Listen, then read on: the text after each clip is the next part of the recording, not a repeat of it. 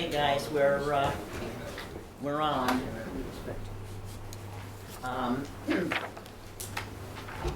I would move that we call this meeting to order. May I have a second? Second. Bill Ring. All in favor? Aye. We do not have minutes to approve this evening. Sorry about that. I got them over the weekend. We had a little technical snag and it set us behind. Well, we had a lot of technical snags. We have You can be to forgiven for that. bear with everything. Okay. Fair enough. I don't have any specific instructions other than to note that we are still under modified rules and this meeting is available via Zoom. However, in the event of technological slippage, if we lose the Zoom portion of the meeting, we will continue in person. Okay, business items. B1, de minimis activity roll. First up is Webster's Wilderness Recreation Trails, Recreation and Trails Committee footbridge replacement.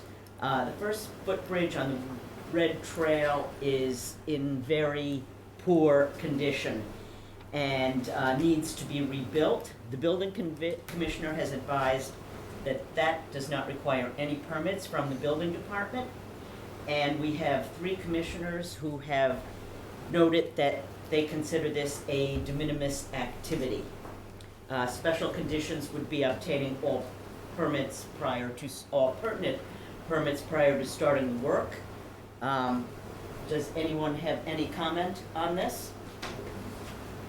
Then I move that we vote to ratify a de minimis activity for replacing a footbridge at Webster's Wilderness. May I have a second? Second. Art. All in favor? Aye. 5-0, unanimous. Okay. And B2, a related item, Conservation Department, in conjunction with the Recreation Trails Committee and our very committed volunteers, have been performing routine and advanced trail maintenance projects that occasionally include work on existing structures, such as footbridges. They are currently in dire need of replacement, all the way from decking to entire sections.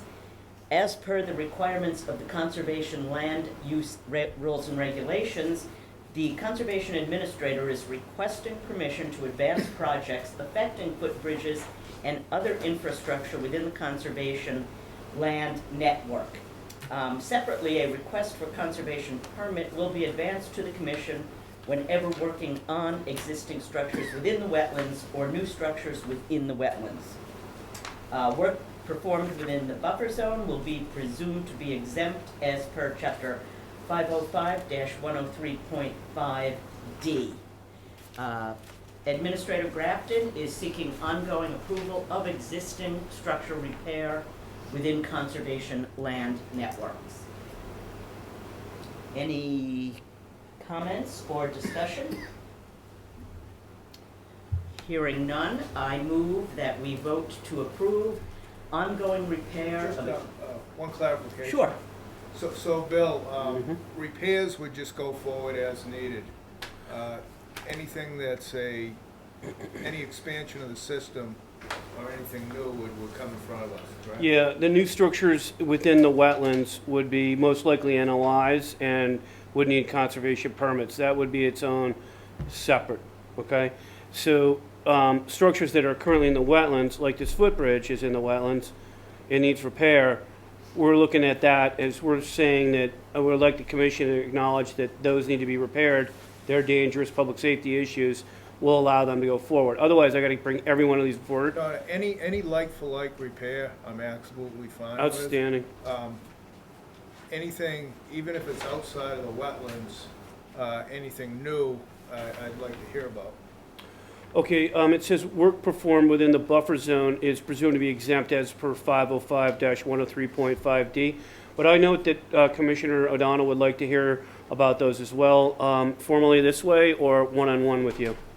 I think just a brief business item, so it's in the business, as in the minutes as work gets done. It can be very brief, it doesn't have to be any detail.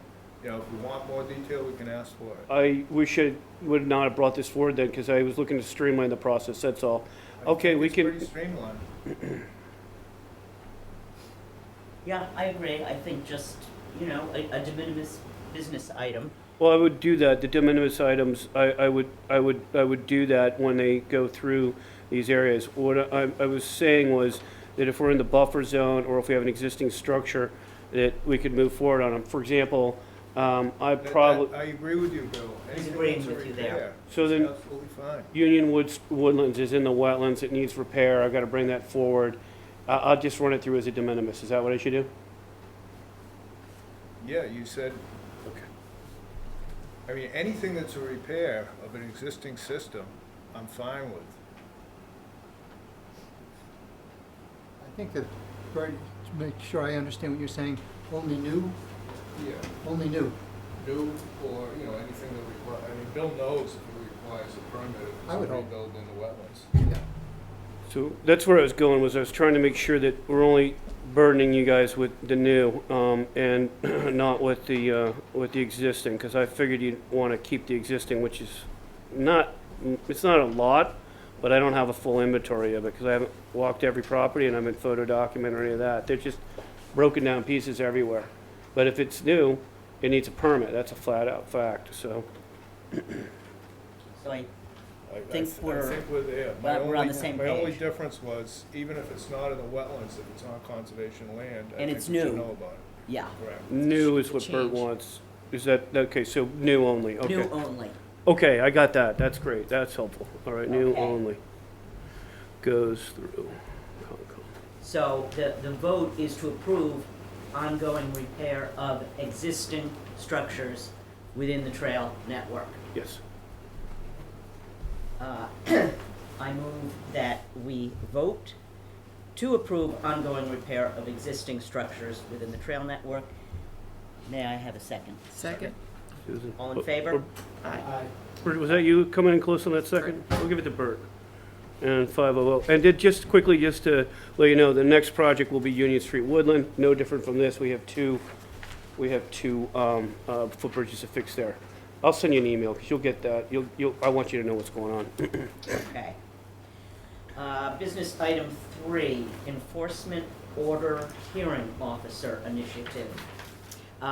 Administrator Grafton and I had a conversation about the concept of assigning conservation commissioners as hearing officers for enforcement orders. Mr. Grafton believes this will provide continuity, distribute oversight among the commissioners, and expand commissioner involvement in ongoing enforcement that is inherent in conservation activities. I would like to open this up for discussion.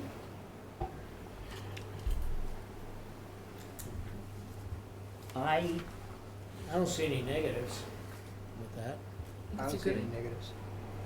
Do I? Well, do you want to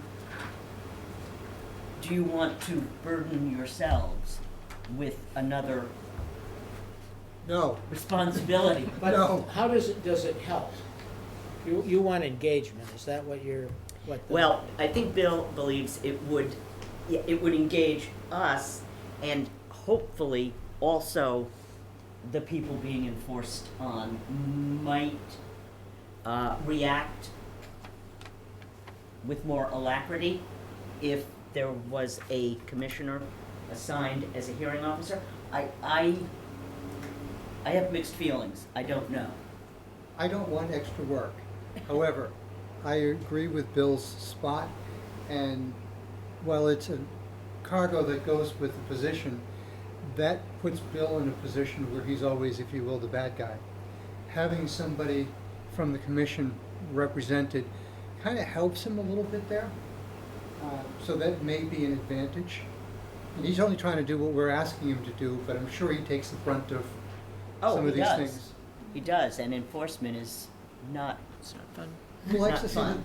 who likes to see the angry police officer show up at the door? Well, when it actually comes to an order, it's in front of us all. We're all signing on to it. Yeah, but Bert, you've been down that road on Kent and those other places, and it really helps when you have commissioners there. It took a while to track down those three, and two of them have complied, and one of them's seeking refuge behind an attorney right now. So anyways, having you guys there was substantial in getting that to a better place, and even that difficult one. So otherwise, I'm tracking that alone, and it's a lonely path. And one by one, it's like, hey, you available or whatever. If we have a hearing off, we don't have that many enforcement orders for starters, so the burden is pretty light. I mean, like this year alone, we have 5. I've written 4 of those, so it would be you get 1 each, and it might hasten it along a little bit more rapidly too. To say the power of the conservation commissioner as involved and attached to it, and so I'm looking for the support so that we can get through that. And we've tried to streamline this process of enforcement and make it, it's never going to be appealing, but less painful, you know what I mean? What about the backlog? The backlog, we're going to, looks like we're going to whittle away on a couple of them. I would have put them on this hearing that we talked about. White. No, I mean the backlog with respect to assigning Yeah, commissioner. Would you I- just try to work through those and, yes, progressively. There's a queue. There's only so much that this person could do until Eric arrives, so that's that. Now, we can start looking at it progressively. We don't want to overwhelm the system. There's no need for that, but I do need the support. So if Susan goes, or Joe goes, or Art goes, you know, that helps a lot, you know. Art just participated in a current visit, which was helpful. Susan's gone with me before. It's been helpful, you know what I mean? You've all's gone, so it helps a lot. And you're respected authority figures.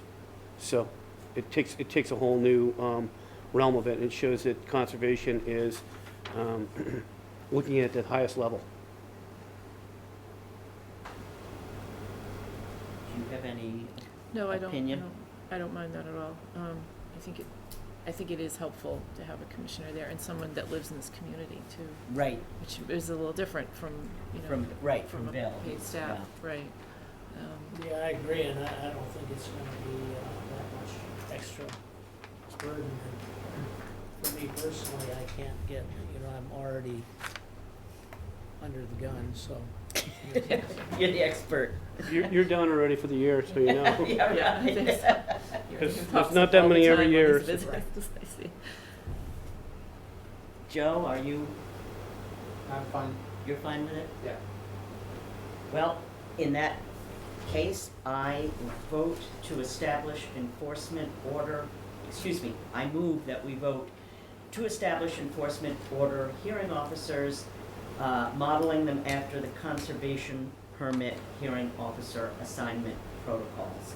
May I have a second? Second. All in favor? Aye. Opposed? It's unanimous. Thank you very much for the support. It's been a long road, and I'm grateful. Okay, and speaking of enforcement orders, business item B4 is the enforcement order on 53 Kent Avenue for unpermitted cutting in coastal dune. We received, Administrator Grafton received 3 complaints about unpermitted cutting in the coastal dune adjacent to the property at 53 Kent Avenue. The complaints indicate that the landscaper was associated with work, but was told to perform the cutting. We have reached out to Mr. Brait, who was the property owner who was on vacation, and responded immediately indicating that his landscaper exceeded what they had been told to do. Administrator Grafton and Commissioner Lage visited the site on October 19th, and Mr. Grafton advised that an enforcement order was the best course of action after discussing with me and Commissioner Lage. Mr. Brait committed to revegetating the premises, and he has a qualified wetland scientist, Brad Holmes, who will be providing a restoration report. Bill has written an enforcement order for us to review and approve. Is anyone here is Brad Holmes here, or is, I don't see anyone. This cutting was fairly egregious. Everyone here on the commission has either seen it personally or seen the photographs. A large number of trees were removed from a significant area. It's About 2,500 square feet, roughly. 2,500 square feet. I asked for Mr. Holmes to provide us with a count on every tree that was cut. I would also, I think, like to see the diameters of the trees that were cut and get a really good tally so we know what needs to be replaced. I got that in there. Would you or Eric or I got this one. Eric, we'll give you plenty, don't worry. So I wrote this up. I adopted one of the fall planting plan and the spring planting plan that Eric and I are working on. So in other words, if they start this fall with the planting, the implementation report's due December 1, 2021. I don't really think they could do that. They could probably meet the deadline for the restoration plan only. That would put them in the spring planting. And then what they would do is they would give us an implementation, or the commission, their implementation report by June 1, and they're submitting annual monitoring reports December 1 of each successive year. So that would be, they would push out to, the first one, I guess, would be June 1, or December 1, 2022, December 1, 2023, et cetera. The question will be whether to do 3 to 5 years of monitoring. So that would be the question of the commission. I captured that Chair Hannafin expressed that one of the requirements of the restoration plan will be an exact accounting of the cut trees and shrubs, so that's captured. This details that they were working in primarily the buffer zone to Barrier Beach coastal dune and coastal dune, as well as land subject to coastal storm flowage. So they were in resource areas in all cases. The 100-foot buffer to Barrier Beach coastal dune or coastal dune is considered vital, and so it carries a lot higher standard than the 100-foot and other resource areas. So we also have a property that's been in front of the commission for an after-the-fact determination of applicability, 21-05, and an after-the-fact order of conditions, SE 422931, and Susan ran that one, and that's why we got a lot of what we got. So, you know, I don't know how what happened with the mix-up, but it really doesn't matter. He's cooperating. I think probably the commission needs to decide, do you want 3 or 5 years of monitoring? and correct me if I'm wrong, but this is town-owned land? It's town-owned land. It's also a unimproved road, and so those are the conditions. But the key thing for the commission to look at is not so much that as it's the resource area. Any discussion?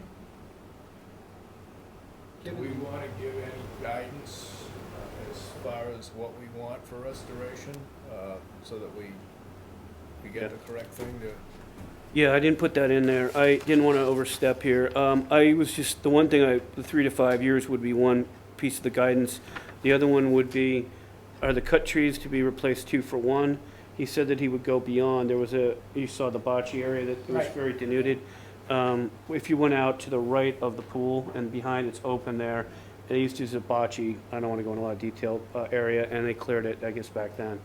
So he said he would actually do that area as well. So I was hoping that there's some creativity coming back that'll close in on 2 to 1 or better. So I would say 2 to 1 or beyond is what the commission might ask for, because that was the nature of what was being discussed. I think he realized how important this was, and he did take it to heart. Would you say that's about right? I would say that, yeah, that's right. He's very cooperative. I think the idea, there was a lot of cedars. I mean, they're Yeah. talking like 53 of them or Yeah. so. Most of them were medium sized. There was one that was substantial off to the left as you Mhm. face the water. So I think Bert's idea is good. I think we should get cedars back in there. Sure. And at least some in there. So, and I It was a think, pretty bad rake job. yeah, there were also some shrubs. I couldn't identify them because they were gone. I think there was sumac. Sumac. Yeah, there might have been sumac because the neighbors got sumac also, but there were some other shrubs as well. So what we could do is get beneficial species, native coastal, and shrubs as well as cedars. He wanted an exact accounting. If we take the exact accounting that Chair Hannafin wants, let's say it's 105 plants, does that get doubled? So 210? Similar species or same species? Will there be room on the site for that?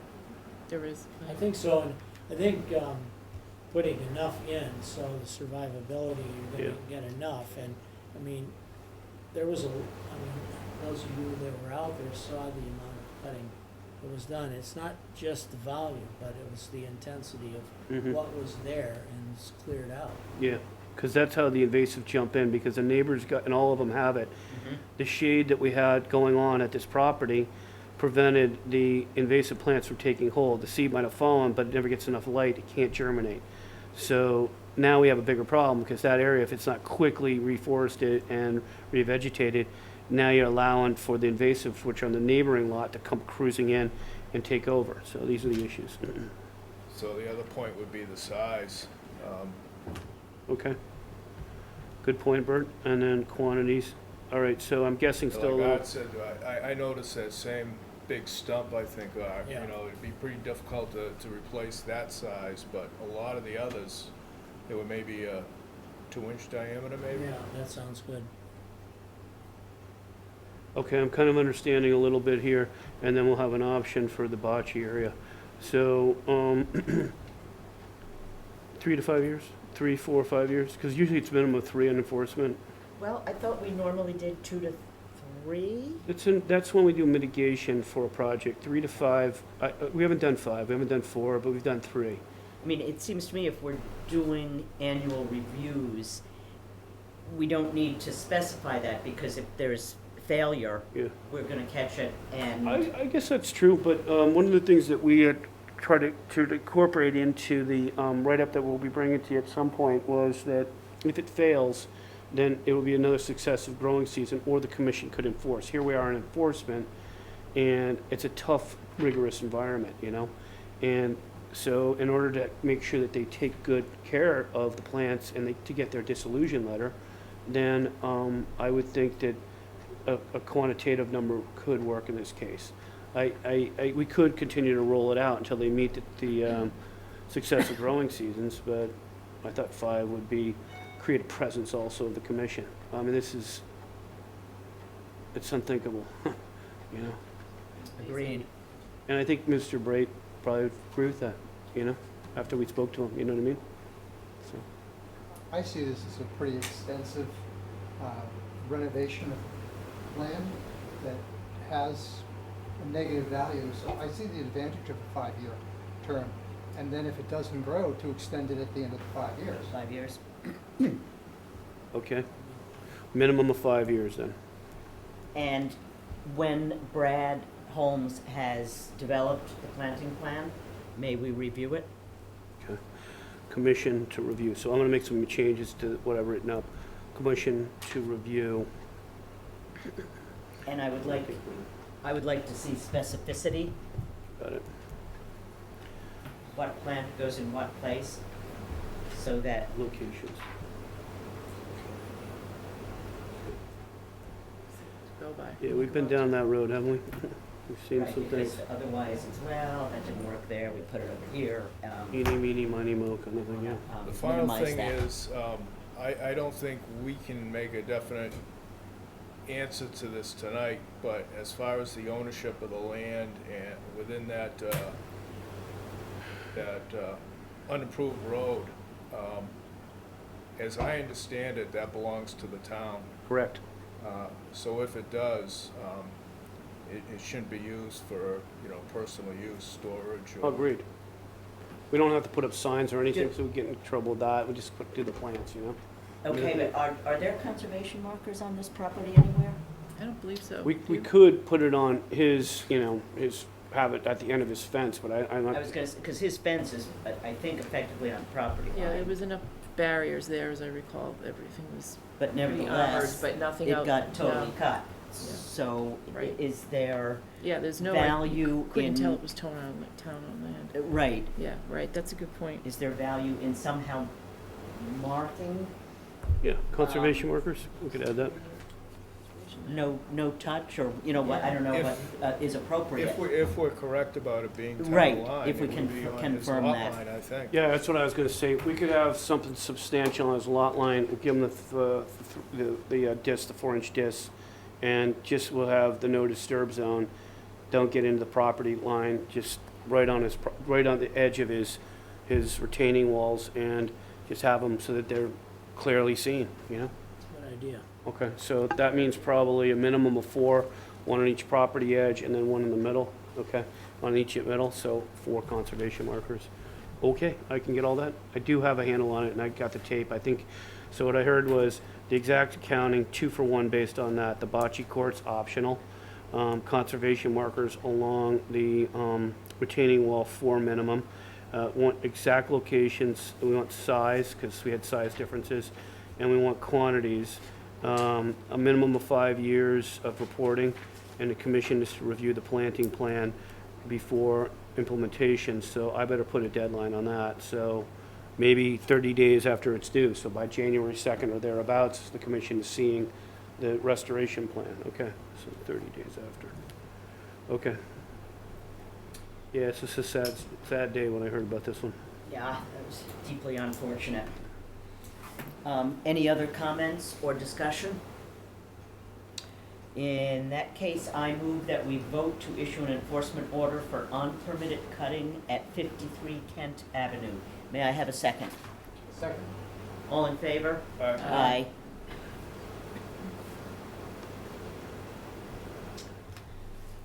Okay, that concludes the business portion of the meeting. We are now on to public hearings. We have 4 continuations. The first is 62 Marginal Road, the Lawson Dock System, SE 42 2916. I move that we vote, the applicant's representative has requested a continuation to the November 16th meeting. So I move that we vote to continue to 11/16/2021 this public meeting as per the written request of the applicant's representative. May I have a second? Second. All in favor? Aye. The next is 76 Carroll Circle, Gomes, SE 42 2950. The applicant's representative requested a continuation to the 11/16 meeting in writing on 10/14/21. I move that we vote to continue to 11/16/2021, the public meeting as per the written request of the applicant's representative. May I have a second? Second? All in favor? Aye. Next is 12 Branch Street, Trockey, for a raise and rebuild, SE 42 2951. The applicant requested a continuation to January 18th, 2022, in writing on October 28th, 2021. I move that we vote to continue to January 18th, 2022, public meeting as per the written request of the applicant. May I have a second? Second. All in favor? Aye. Aye. And the last continuation is 70 Preston Terrace, Martin, a dock, SE 42 2954. The applicant's representative requested a continuation to November 16th, 2021 in writing on October 29th. I move that we vote to continue to 11/16 public meeting as per the written request of the applicant. May I have a second? Second. All in favor? Aye. Aye. Okay. Our first hearing tonight is 28 Shipyard Road. This is a new hearing. I will read the legal ad. In compliance with the regulations of Massachusetts General Laws, Chapter 131, Section 40, the Wetlands Protection Act, and Code of the Town of Marshfield, Chapter 294, Wetlands Protection, a public hearing will be held by the Marshfield Conservation Commission on Tuesday, November 2nd, 2021, in the Selectmen's Hearing Room to consider the notice of intent filed by George Lottie of the Lottie Revocable Trust 28 Shipyard Road, Marshfield, Massachusetts, for the installation of a new septic system and retaining wall within land subject to coastal storm flowage at 28 Shipyard Road. And the hearing officer is Vice Chair O'Donnell. Eric, can you confirm taxes being and about its notified? Yep, those are all confirmed. Okay, thank you. I thought I saw Mr. Crawford here. All online? Yeah. Bob Crawford, are you there? Yes, I'm here. Can you hear us okay? I'm having difficulty hearing you. I hope you can hear me. How's that? Any improvement? Pardon me? Can you hear us now? Yes? Okay, you want to present the project? Yes, this is a repair. First of all, my name is Robert Crawford, representing the owners, George Lottie and his wife. This is a septic system repair in land subject to coastal storm flowage. It lies within a AE FEMA flood zone elevation 12. The existing three-bedroom house is on a 7,500 square foot lot on the west side of Shipyard Road, about 150 feet north of the intersection with Bayberry Road. It's proposed to replace the existing failing cesspool with a 1,000 gallon septic tank and 96 linear feet of quick floor standard leaching chambers in the bed, 8.5 feet by 32 feet long. The west side it also requires a retaining wall, it's 68 feet long, 2x6 blocks, with a couple of 2x4 blocks also. The lot has a high water table. That's the reason for it's an automatic failure for the cesspool. Basically, by the time we adjusted the water table, it comes out to 20 inches below the ground, and it's necessary to have the bottom of the system a minimum of 4 feet from the water table.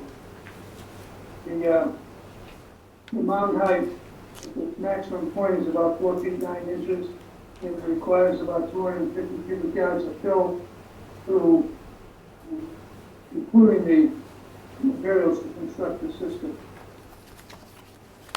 I'll try to answer any questions you may have. Thank you. Eric, have you got any comments? Yeah, pretty briefly, I mean, as Bob mentioned, this is just in an AE flood zone. There's no other wetland resource areas here. The location of the septic does meet the criteria for the presumption in 310 CMR 10.033, provided it's approved by the Board of Health. The other work that was proposed, just basically adjusting the stairs and changing the footings on the existing deck, seems pretty minor. I mean, I guess we could, condition that this come back to us if there's any changes based on Board of Health feedback, but I didn't have anything else on this one. I visited the property, and the location of the septic is on the existing backyard. That's pretty much all I have. Thank you. Has this been approved by Board of Health, Mr. Crawford? I have not heard that it has been. Okay, so you heard if anything changes, come back. Right. Any questions from other commissioners? Nope. I took a look at this. It's about the most basic system you could have. It is what it is. It's the best you can do. I'd like to open it up for the public. Any comments?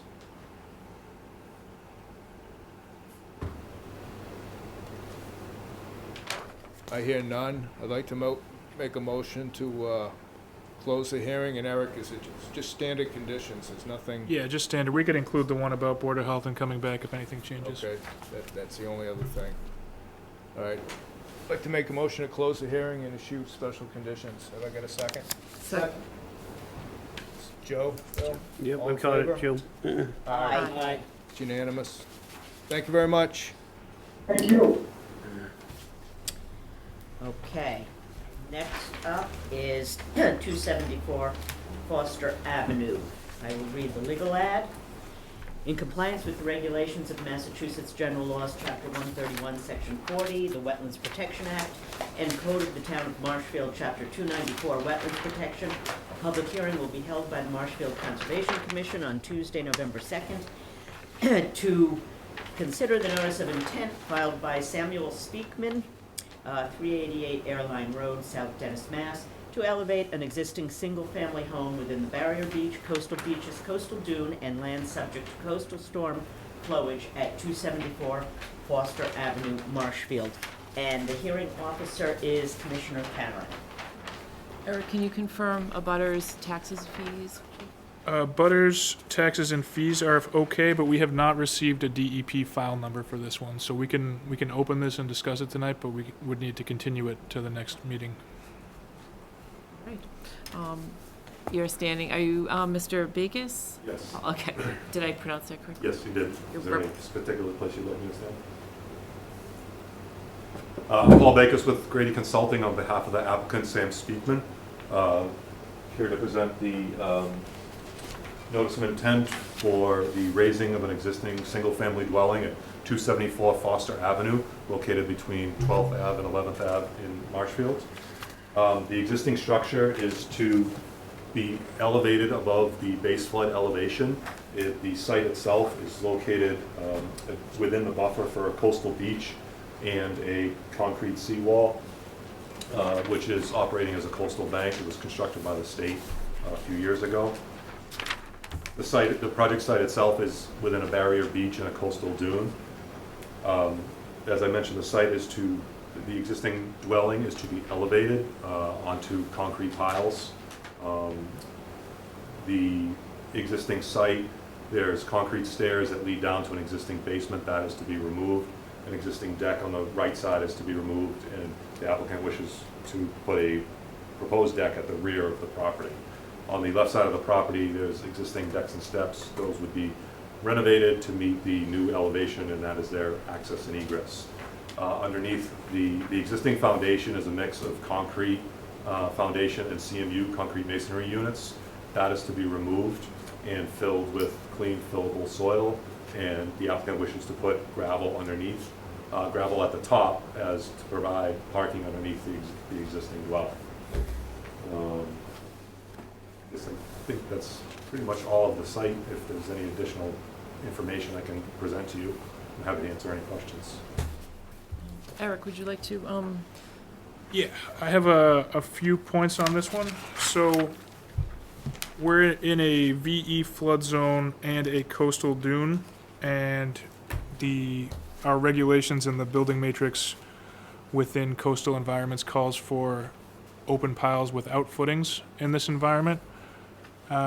We haven't seen a foundation plan yet. I think that's something the commission might want to require before we move forward with this. I think when we're in an environment that we have foundation type requirements, we should really see a full plan of what the foundation is. And if the proposal is to go on something with footings, I think we need pretty clear evidence as to why it could not go up on open piles without footings, because as we saw in the CZM presentation, that's really the way to protect the resource area in these high velocity zones within a coastal dune.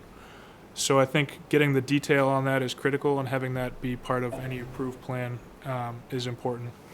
And if there's to be a different type of foundation, I think we need solid reasoning as to why we're going on a different type of foundation, if the argument is feasibility.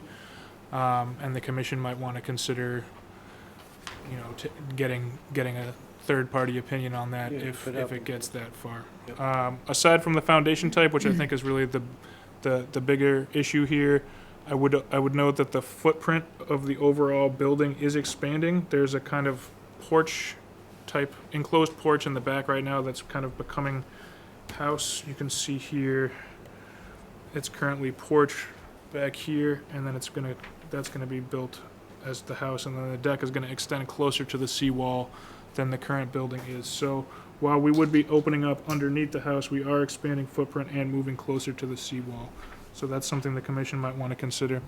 And then lastly, since we're in the high velocity zone, just considering what goes under the house in terms of any enclosure, it sounds like it's just gonna be gravel, so that's, seems to be what we're looking for, but we might just wanna include that in any special conditions if and when this is to get closed, that is to be what's down there.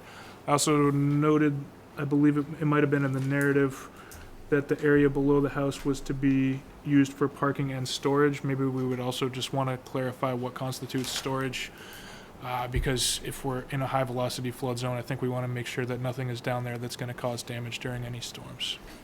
So that's it for me. All right. I concur with, do you have, we'll have the commissioners also make their comments and you can respond to the questions. So I actually agree with, we probably, even if we did have the DEP number, the need to continue, because we do need to have plans to review of the footings and the foundation plans. Because also I'd like to point out that the Mass Building Code approved by DEP in 2008 requires open pilings and no footings in velocity zones. And they do allow some exceptions in the velocity zones, there are no exceptions. So we would need some really compelling evidence to why this is not feasible. So those are all my questions for now. You've addressed everything else that we can deal with as we go forward.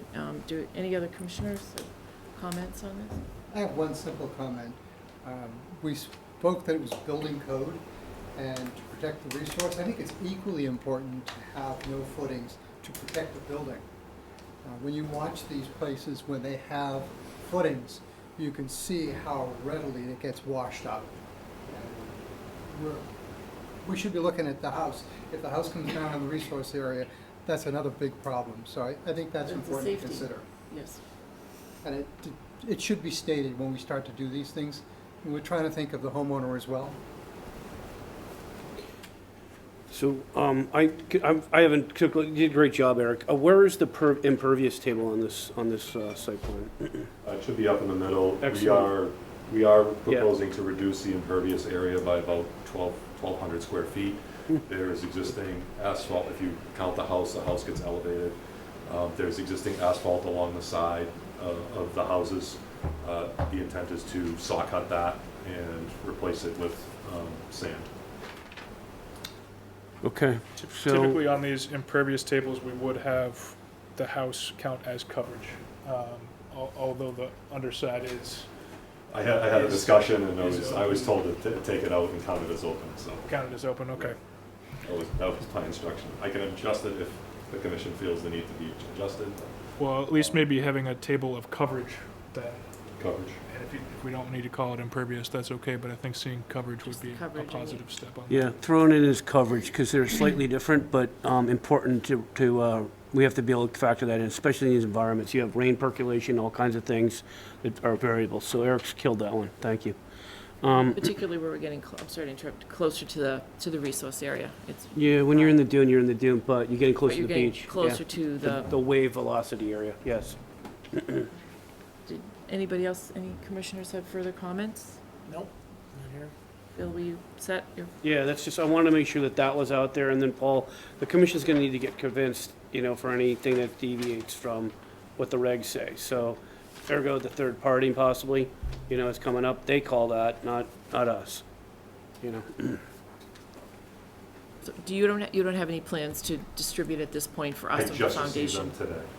I just received them today, and so I haven't submitted them. I can submit to the Conservation Commission tomorrow. Okay. I would just want to verify that they are for this site. I don't know if they were for this site or the structural engineer had done something similar in Situate, and I don't know if they were for that site or for this site. So I want to verify that they would be. So we for wouldn't this. be able to go on anyway without seeing those, you understand that? Yes. Good. Should we wait until we see those to have any discussions about a third party, engaging a third party to help us I- with this discussion?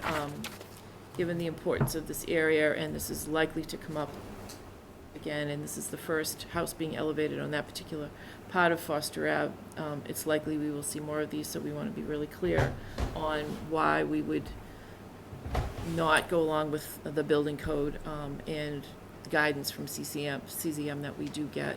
So that will be an important part of this analysis. So, The third party gets paid for by the applicant, though.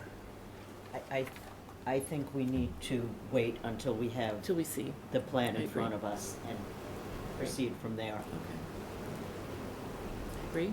Anybody else? But we will need some very compelling evidence as to why this could not be on open pilings. Right.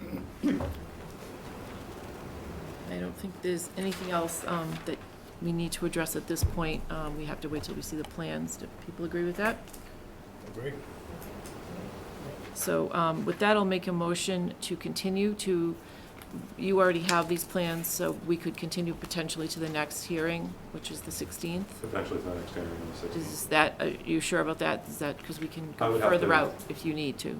I believe I received the plan, so they should, I just need to verify that they are in fact for this site.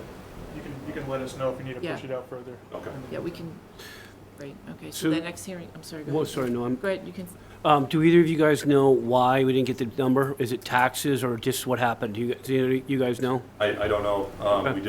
we did have some revisions, we submitted the revisions Sure. to the state. I don't know if that held it up. Sometimes taxes will hold it up. If Okay. you could try to hasten that along, that would be Did good. the power situation have an impact? It could, yeah, but typically, you know, as a courtesy, That's a good we point. let them hear it tonight without the number. Typically, we don't do that, Right, you know.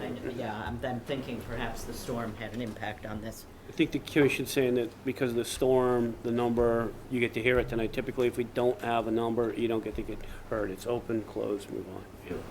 All right, Understood. yeah, thank you. so our next hearing is the 16th, correct? Yes. So, Yeah. and we're okay with I can continue to them. So I'll make a motion to continue this hearing to the November 16th meeting. Can I have a second? Second? All in favor? Aye. Thank For you. your time. Okay. Bye, Paul. Thank you very much. Nice meeting you, by the way. Okay, now we are on 125 Surf Avenue, which has already been opened, so I will let Vice Chair O'Donnell proceed. Okay, it was opened and we were waiting on the DEP number. So now we have that, right? We do, yes. Okay. And I see Mr. McGovern. For the record, Terry McGovern from Stendeck and Taylor representing the Cook family.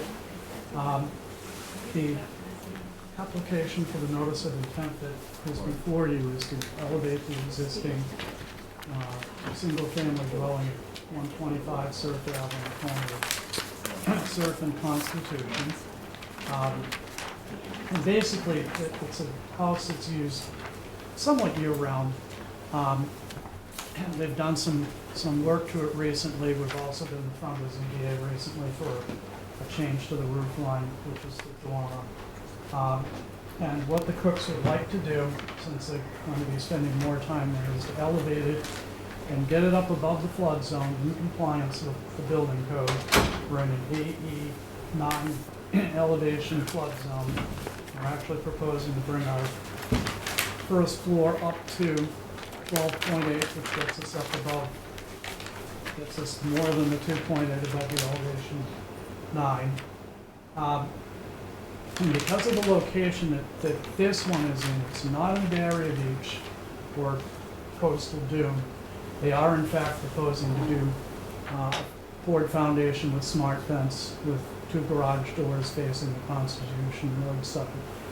We're going to have a small decrease in impervious area because there's a walk out to the front, out to Constitution, that will be removed.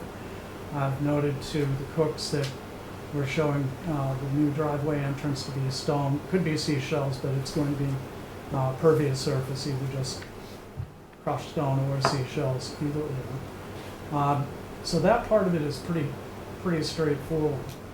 One of the things that occurred in the process is that we had received the plans from Rivermore Engineering right on the cusp of filing this when we were on target for the first hearing without the file number.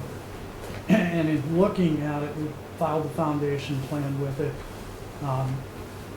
But then in looking at it, I noted that the Cooks had included, and I didn't catch it at first, I saw sonotubes and then caught the fact that they were trying, that they also had wished to put an 8-foot wide wraparound deck on the house, which really it's pervious, it would just have pervious area underneath it with a few sonotubes. But I advised the cooks after seeing that,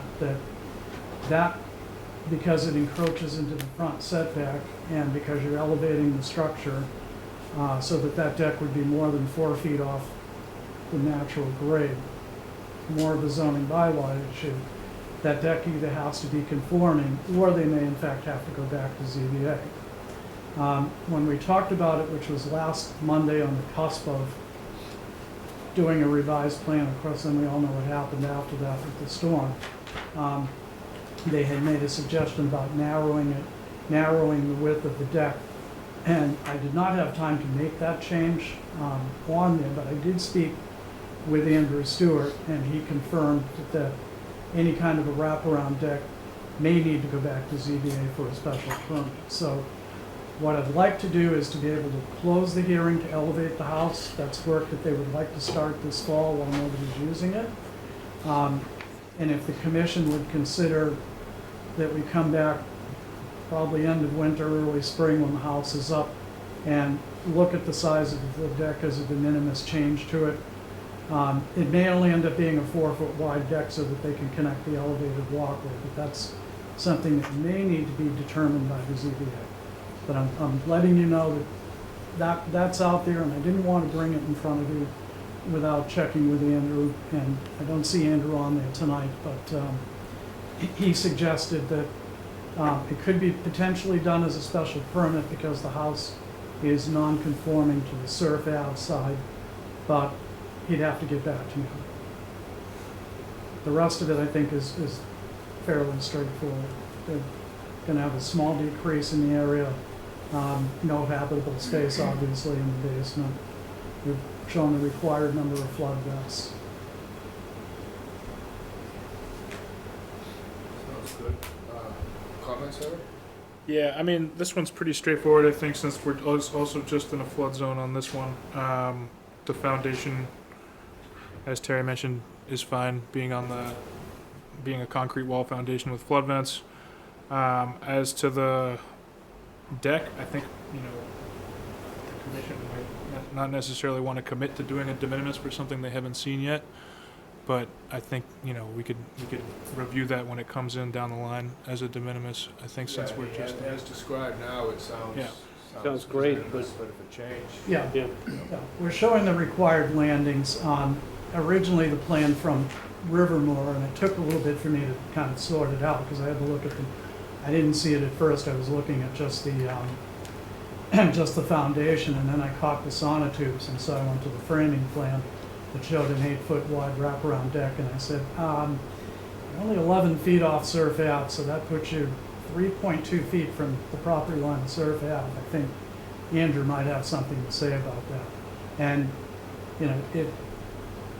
frankly, we just didn't have time to, with the minor back and forth I had with the cooks, I didn't have time to make the change. I didn't want to submit another plan at the last minute, since the important thing is to get the house elevated.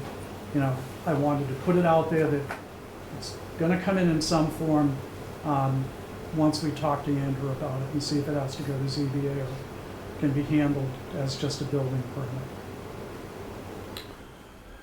Sounds reasonable to me. So just one quick report, Bert. We did get a call on this, so the deck would be something, to Eric's point, that needs to be kind of either dealt with as a de minimis activity or a potential request for amended order of conditions. So leaving that open is pretty critical. We've already had one call on that, and the commission could deal with that later. Okay. I'm just reiterating what you guys already said for that reason, because somebody had a call. The deck will come back and we'll form it out. Yeah. Okay, I'd like to open it up to other commissioners. I think it's good. No. Sounds good to me. Comments from the public?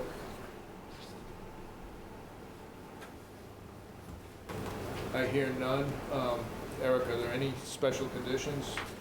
Do we need to put in anything about that deck, or?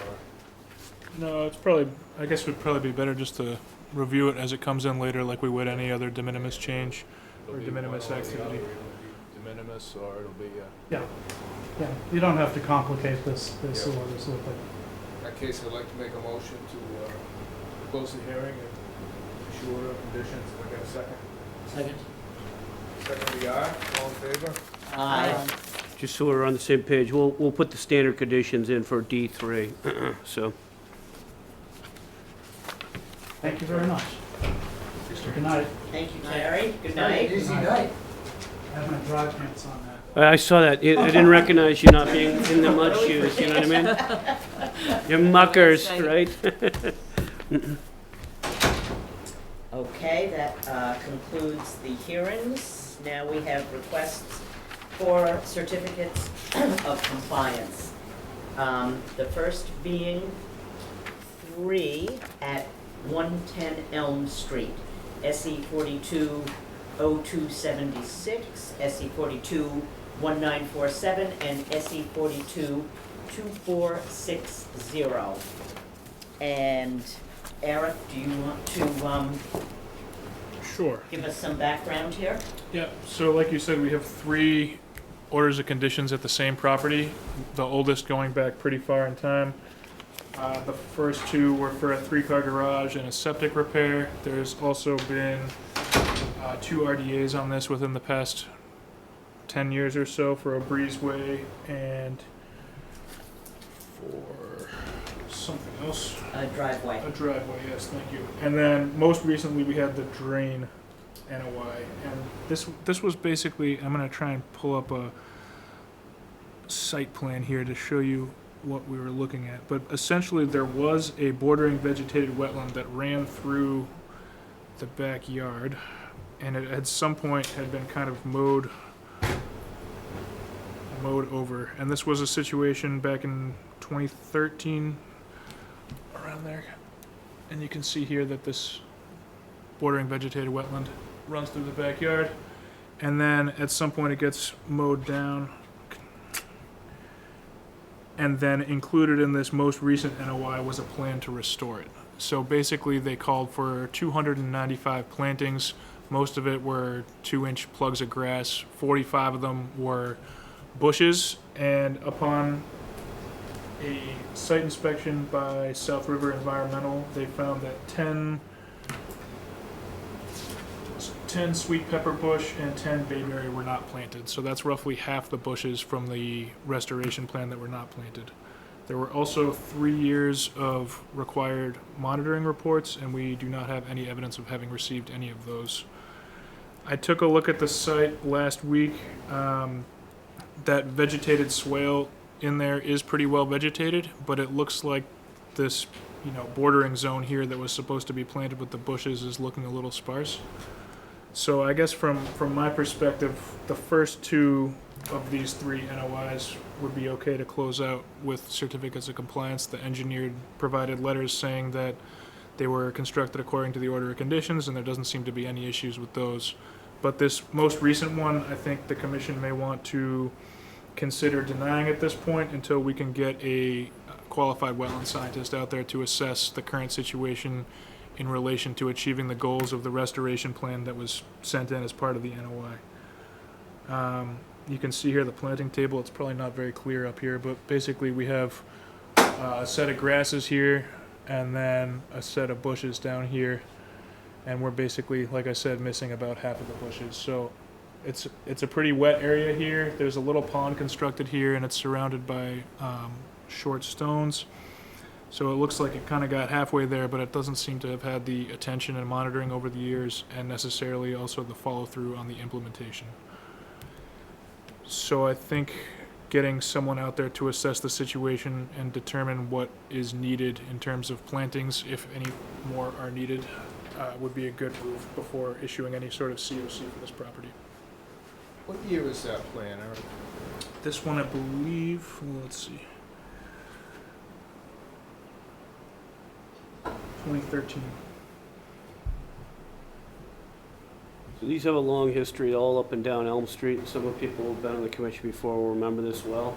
When I first arrived, one of the properties was getting settled with Attorney Brodsky and I think Ingeberg from BSC. So, there's a wetland system that runs in the back of all these lots, and they're troubled. And so this would be equivalent to the one we were dealing with at the corner cafe over there, Susan, in the back. Very similar. They didn't come through on the, completing some aspect of it. So I think I agree with Eric here that this one should get held back and, the proper, restoration following the orders and conditions should be, pursued either by this owner or the next owner. Sounds reasonable to me. Yeah, I'm pretty familiar with this area. I actually used to be in a butter to that property. Really? Back in the 80s. Interesting thing is, that used to be, I think you would have called it a wet meadow. Yeah. You know, that whole pond and the rushes and all that didn't exist. So I'm not familiar with what the notice of intent was, but it seems like we need to finish this off and maybe figure out where the limits of mowing is. Yeah, it was, So I agree, hold it back. it was mowed down right to the edge of the sedges, basically. Yep. My last visit, the building commissioner, inspector at the time, Andrew Stewart, and I went out because a neighbor had complained about a driveway activity and vice versa. So that was going on. And to Eric's point, it's kind of like almost the green you'd have going into a golf pond or something. It's flat, it's low lying, it's not cared for. So the plants have been missed completely in that area, or they just haven't made it. Okay. Well, I am okay with the COC for SE 420276 and SE 421947. Does anyone have objections or comments on either of those? So let's take that vote. I move that we vote to issue a complete COC for SE 420276. May I have a second? Second. All in favor? Aye. I vote that we move to issue a complete COC for SE 421947. May I have a second? Second. All in favor? Aye. Aye. I think, are we all in agreement that SE 422460 needs to be addressed further? Yeah, but I think they need to go back and review the original notice of intent and see what was Okay. actually requested and, I've never quite understood what the whole thing was. So, So I think. I'm just trying to think how to, The yeah, recommendation Yeah. is correct. So, Wetland scientist needs to take a look needs to at it. go in Yeah. there. But go back to the original notice Yeah. of intent, read the conditions and Right. see what's. the only person here would have been Susan, maybe, to catch this one. And I don't even know if you were here that one, Susan. Yeah. You, I don't know. Might have been, might not. I was. This is a mystery gone project Before here. 2012. Yeah, What year was this? 2013, so, okay, No, I wasn't. all right. There was, Safely, California. There was a special condition that this restoration plan be completed, and we do have it here, and we did have the recent testimony from John Zimmer that they were missing 20 bushes. So we at least have that clarified in terms of what's missing. But we could get a more detailed status report from a, So procedurally, in voting to deny this request, can we amend that denial with what we want them to do? Or do we just Yeah, we could- deny and then you contact them? you would deny so that they can fulfill the original orders and special conditions. Okay, We would push them in that direction. They're probably gonna have a holdback like they have in Meadowview, remember that property, Follett, and I forget the other person. And so that'll work itself out, because they'll have they need a motivational tool other than okay, Then so the we commission just do a closes it. straight vote. deny, and then Eric can work with them and get that And- straightened out. and 'Cause this is a straighten tough that I property. think right once here. we get a report from a wetland scientist, we can bring it back in front of the commission as a business item and figure out what you guys want to do in terms of next steps in order to get this closed out and complete. Good. Yeah, this is a high visibility property too, so let's get it right. All right. I move that we vote to deny the COC request for SE 422460 on, till the discussed steps have been taken to be dealt with at staff level. Thank you. May I have a second? Second. All in favor? Aye. Okay, Art was that second. Okay. Next up is SE 422458, 50 MacArthur Lane. This was issued in 2013 for a raise and rebuild of a single-family home. The applicant's representative has provided an as-built site plan and a letter stating the work was done in accordance with the order of conditions. Do you want to address these minor, Yeah, so there was a small gravel walkway along the side of the house. It was probably less than 3 feet wide, and it was really just basically on the lawn, wrapping around the side of the house. It was on the side closer to the wetlands, but it didn't really look like anything egregious. There was the final item pending was the elevation of the HVAC system, which was completed over the weekend. I think they got slightly delayed and then further delayed by the storm last week. But I went there yesterday and saw that that was complete. Yeah, there was a few plantings additionally that were added, which is a good thing. But other than that, I didn't see any issues when I was out there. okay. Everybody agree that this seems good to go? Then I move that we vote to issue a complete COC for SE 422458. May I have a second? Second. Susan? All in favor? Aye. SE 422809, 11 Farragut Road. This was a deck replacement. The letter from the applicant's representative states that the work was done in substantial conformance with the order. It appears to be so, and Eric, you can confirm that they have also planted the 20 plugs of beach grass. Yes, those were out there. So there are no other issues on this. In that case, I move that we vote to issue a complete COC for SE 422809. May I have a second? Susan? All in favor? Aye. And lastly, SE 422709 and 2709 amended at 1354 Union Street. I need to recuse. Oh, okay. So OCH is recusing. Bert, you have to take over temporarily. So Bert would temporarily take over. I don't know the formalities of it. So you'd have to, I guess, leave. I'm going to recuse as I am. And then return as soon as it's over. Clearly in a butter, yes. Okay, it's recusing as Sorry, I perceived. didn't pick that up. Very Okay, good. Bill or Eric, can you read the, Yeah, so this was SE 422709 was for the modification of an existing single-family home and construction of a dock system. This was subsequently amended to comply with DMF recommendations regarding some technical components on the dock. There was a slight change that I noted on the as-built, which was the addition of a brick patio on the east side of the house. It is outside of the 50-foot setback from the wetlands, so it could qualify for the exemption for conversion of lawn to use as accessory to residential structures. I went out there for the site visit. I noted that I know the mowing had been an issue. They had been mowing past the conservation markers previously, and that has ceased. They were actually had the people mowing the lawn when I was out there, and they were at least 10 feet up gradient of the conservation markers. So I think this one is all set. Could I add a few things, Mr. Chair here? First off, the Concom found that the dock was not compliant, so that's why we ended up going for the amended. So it was a minor change, if you recall. It was nearly hitting. This led to a different structure with Keith Wallow, et cetera. So we got that done. Let's see. The other thing was Lowy bought the property, and to Eric's point, they were mowing down gradient of the markers, but the Loweys have been upgrading and very good stewards since they've arrived. So I just wanted to, for the record, get that out there. And then on this, we wanted to make sure that it's closed out, both the SE 422709 and the amended, as per the as-built dated October 15, 2021, prepared by Cavanaro Consulting, signed and stamped by John Cavanaro. I'm pretty positive that's right.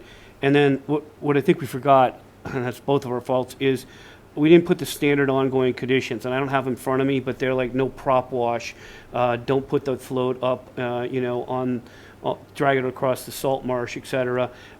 There's about 6 or 7 of them, and forgive me because I don't have them in front of us right now, but we always have them in there as ongoing conditions. So with your permission, we'll just go with standard ongoing conditions for docks and add that to your motion. okay? Okay. Any discussion? No? Okay. Good.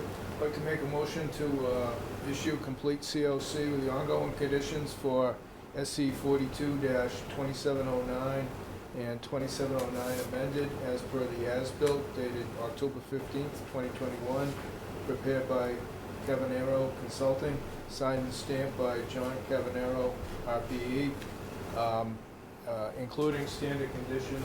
Mhm. as For issued. docks, yep, for docks, As issued. including standard. Have I got a second? Second. Susan, all right. Susan? All in favor? Aye. Let me go to Craig and we'll get a motion. This is good.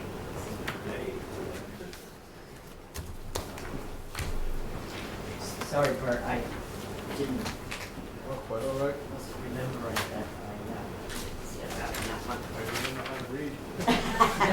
that All right, that concludes tonight's business. I move that we adjourn. I was just taught that you don't need a second on an adjournment motion. So, all in favor? Aye. This is a record. That's 7:41. This is 2 in a row. It's gonna ruin us. What happened?